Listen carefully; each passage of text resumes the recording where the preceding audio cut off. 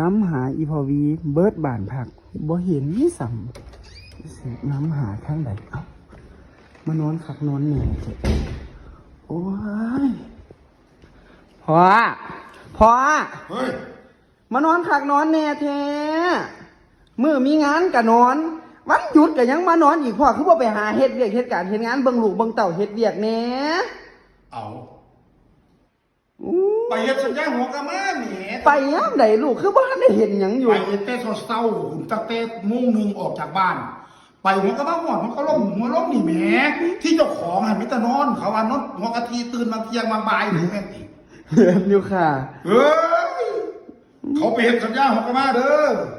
สิมาว่าพอนอนจะไหนเอาหนูก็ย่างหาพ่อตั้งแต่หนูตื่นพุ่นเนาะหนูก็บ่เห็นเนาะหัวกะทิ่มหัวล้มนี่แหมเพราะว่าหัวกะเสื้อนิดเดียวนี่พอมาปลุกก็แล้วโอ้เลยขาดตอนนอนนอนโกรธซะนะ